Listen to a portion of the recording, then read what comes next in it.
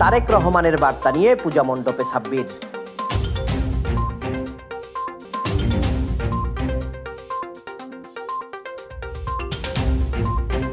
আসন্ন শারদীয় দুর্গাপূজা উপলক্ষে শান্তি, সম্প্রীতি, সুশৃঙ্খলা ও সৌহার্দ্যপূর্ণ পরিবেশ বজায় রাখার স্বার্থে কেন্দ্রীয় ছাত্রদলের সাবেক সহ সাংগঠনিক সম্পাদক ও জেলা ছাত্রদলের সভাপতি ফারুক আহমেদ সাব্বিরের উদ্যোগে রাঙামাটি শহরের পূজা মণ্ডপ পরিদর্শন এবং মন্দির কমিটির নেতৃবৃন্দের সাথে সৌজন্য সাক্ষাৎ করে বিএনপির ভারপ্রাপ্ত চেয়ারম্যান তারেক রহমানের বার্তা পৌঁছে দেওয়া হয়েছে। 3 দিনব্যাপী ফারুক আহমেদ সাব্বির বিভিন্ন মন্দিরে উপস্থিত হয়ে সম্প্রীতির বার্তা পৌঁছে দেন। কার্যক্রমে পূজা মণ্ডপের নেতৃবৃন্দের পাশাপাশি ছাত্রদল ও যুবদলের নেতৃবৃন্দ উপস্থিত ছিলেন। এ সময় তবলছড়ির শ্রী শ্রী রক্ষা কালী মন্দির মণ্ডপ পরিচালনা কমিটির সভাপতি রাজু পালিত, সাধারণ সম্পাদক অন্তু বিশ্বাস, হেপির মোড় জগদ্ধাত্রী মাতৃমন্দিরের সভাপতি সজীব দে, সাধারণ সম্পাদক মিশু সাহা, রিজার্ভ বাজারের গীতাশ্রম মন্দিরের সভাপতি রাজু প্রসাদ দে, সাধারণ সম্পাদক বিশু ঘোষ, ভেদবেদী কালী মন্দিরের রূপম দাস, কলেজ গেট দুর্গা মন্দিরের সভাপতি বিজয় কৃষ্ণ দে, সাধারণ সম্পাদক রূপম দাস, কালিন্দীপুর দুর্গা মন্দিরের সভাপতি তাপস দাস, সাধারণ সম্পাদক সেন্টু সরকার, কাঁঠালতলী দুর্গা মাতৃ মন্দিরের সভাপতি অজিত দাস, সাধারণ সম্পাদক বাবলা Sen,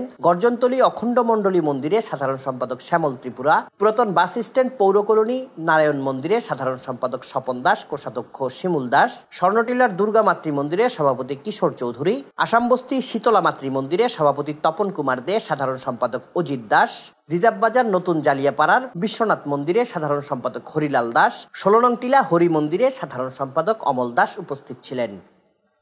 desk report, CST TV।